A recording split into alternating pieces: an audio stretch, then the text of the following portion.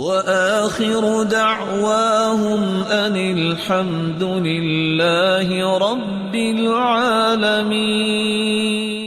کہ ہر مسلمان کو چاہیے نئے سال کا آغاز،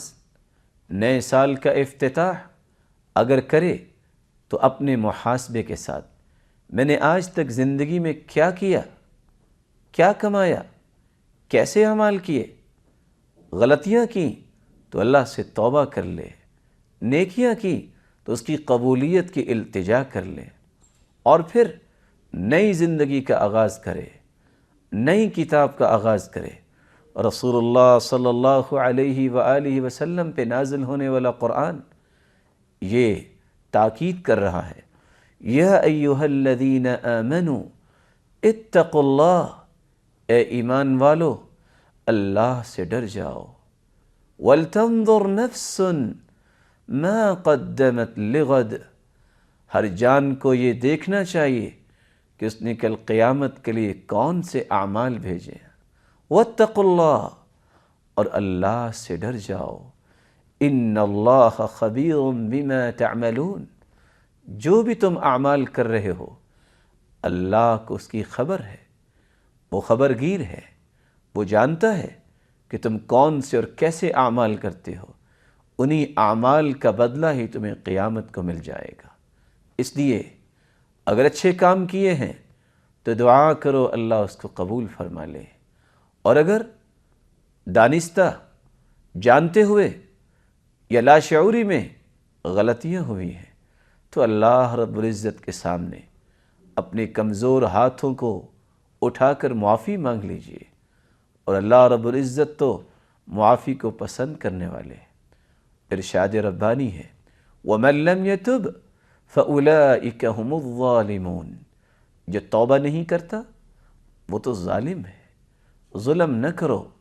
یہ ظلم ہے کہ تم توبہ سے دور رہو، یہ ظلم ہے کہ تم گناہوں میں ہر وقت ملوث رہو۔ رسول اللہ صلی اللہ علیہ وآلہ وسلم کی ذات اقدس، جس جیسی ذات مقدس اللہ نے پیدا ہی نہیں کی، جو سرتاج رسل ہے اور قیامت تک ایسی شخصیت پیدا ہو بھی نہیں سکے گی، وہ فرماتے ہیں، یا ایہا الناس، اے لوگو، توبوا الی اللہ، اللہ کی طرف رجوع کرو، اللہ کی طرف لوٹ کے آ جاؤ، توبہ کرو۔ فإنی أتوب فی اليوم 100 مرہ، میں دن میں 100 مرتبہ اللہ رب العزت کے سامنے توبہ کرتا ہوں۔ بلکہ قرآن تو یہ کہتا ہے، صرف اللہ رب العزت گناہوں کو معاف نہیں کرتے بلکہ اللہ رب العزت گناہوں کو بھی نیکیوں میں تبدیل فرما دیتے ہیں۔ ارشاد ربانی ہے، إِلَّا مَن تَابَ وَآمَنَ وَعَمِلَ عَمَلًا صَالِحًا فَأُولَٰئِكَ يُبَدِّلُ اللَّهُ سَيِّئَاتِهِمْ حَسَنَاتٍ وَكَانَ اللَّهُ غَفُورًا رَحِيمًا، جو توبہ کر لیتا ہے اور نیک اعمال صالحہ کی طرف پیش قدمی کرتا ہے تو اللہ رب العزت اس کے گناہوں کو بھی نیکیوں میں تبدیل فرما دیتے ہیں۔ میری اللہ رب العزت سے دعا ہے، اللہ رب العزت اس مبارک مہینے میں جو سال کا افتتاحی مہینہ ہے، اس مہینے میں ہمیں اپنا محاسبہ کرنے کی توفیق عطا فرمائے،